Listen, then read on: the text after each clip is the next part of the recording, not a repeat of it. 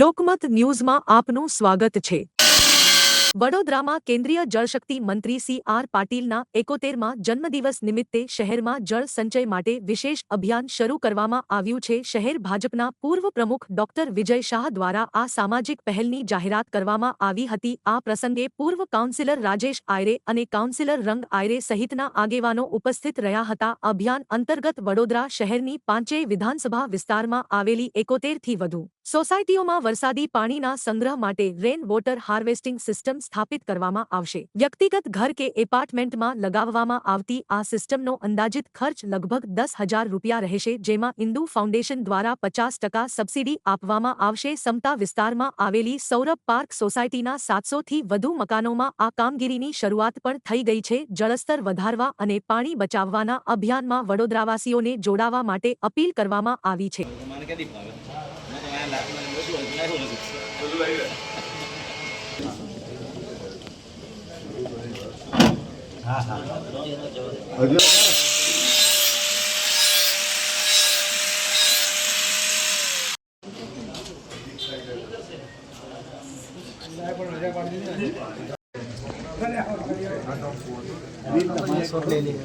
ભારતીય જનતા પાર્ટીના પૂર્વ પ્રદેશ અધ્યક્ષ અને જળ સંરક્ષણ મંત્રી એવા માનનીય શ્રી સી.આર. પાટીલ સાહેબના 71મા જન્મદિવસ નિમિત્તે આજે સમગ્ર વડોદરા શહેરના 5 વિધાનસભા ક્ષેત્રમાં 71થી વધારે સોસાયટીઓમાં જળ સંરક્ષણના કાર્યક્રમની શરૂઆત કરી છે। દરેકે દરેક ઘર, એપાર્ટમેન્ટ, સોસાયટી એમાં પોતાના ઘરે વ્યક્તિગત રીતે જે લોકો આ કામગીરી કરવા માગતા હોય, જેનો ખર્ચ માત્ર 10,000 રૂપિયા થતો હોય છે, એમાં પણ 50% સુધીનો ખર્ચ એ ઇન્દુ ફાઉન્ડેશનના માધ્યમથી આપવાનું એની શરૂઆત આજે આપણે કરીએ છીએ। માન્ય શ્રી નવીનસિંહ જેતાવતજી, ભારતીય જનતા પાર્ટીના શિક્ષક સેલના પૂર્વ કન્વીનર, સૌરભ પાર્ક જેવી સોસાયટી સમગ્ર ગુજરાતની સૌથી મોટી સોસાયટી, એમાં 700થી વધારે મકાનો, એમાં આજે આ કામગીરીને આપણે શરૂઆત કરવા જઈ રહ્યા છે। ત્યારે આજના દિવસે માનનીય પાટીલ સાહેબના જન્મદિવસ નિમિત્તે એમને આરોગ્ય અને ભગવાન એમને દીર્ઘાયુ આપે એવી પ્રભુ ચરણોમાં પ્રાર્થના કરીએ છીએ। સમગ્ર વડોદરા શહેરના કોઈ પણ વ્યક્તિને પોતાના ઘરે આ જળ સંરક્ષણની કામગીરીમાં જોડાવવું હોય તો એમને સસ્નેહ સપ્રેમ આ કામગીરીમાં જોડાવા માટે આમંત્રણ આપીએ છીએ અને થનારા ખર્ચના 50% સુધીનો ખર્ચ ઇન્દુ ફાઉન્ડેશનના માધ્યમથી આપવામાં આવશે। આવનારા સમય એ પાણી માટે સૌથી મહત્ત્વનો સમય છે, ત્યારે આ કામમાં સૌ જોડાય અને ભગવાને આપણને જે આપ્યું છે એ ભગવાનને પાછું આપવાનો એક નાનો પ્રયત્ન આપણા સૌના માધ્યમથી થાય।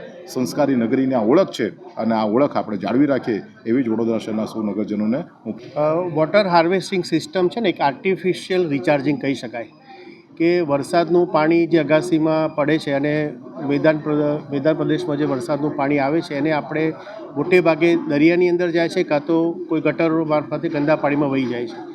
હવે ચોખ્ખું પાણીનું ભૂગર્ભનું સ્તર છે ને દિવસે ઘટતું જાય છે। સાયન્ટિફિક રિપોર્ટ કહે છે કે 2050માં અડધી વસ્તીને પાણીની તંગીનો અનુભવ થવાનો, વિશ્વની વાત કરું છું।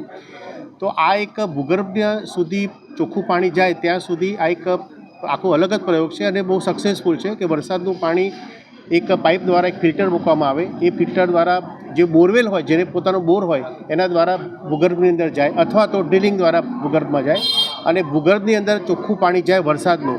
તો વરસાદનું પાણી તો સૌથી ફાયદાકારક છે, પીવા માટે પણ એટલું જ ફાયદાકારક છે। જૂના જમાનામાં ટાંકા આપણે બનાવતા હતા, જે સૌરાષ્ટ્રમાં પ્રથા ચાલુ છે, પણ અત્યારે કદાચ આપણે ટાંકા પદ્ધતિ ના અપનાવીએ તો આ પદ્ધતિથી આપણે પૃથ્વીના પેટાળ સુધી ચોખ્ખું પાણી લઈ જઈએ તો પાણીની તંગી, કારણ કે ક્યાંક ને ક્યાંક ભૂગર્ભ જળનો ઉપયોગ તો કરવો જ પડશે।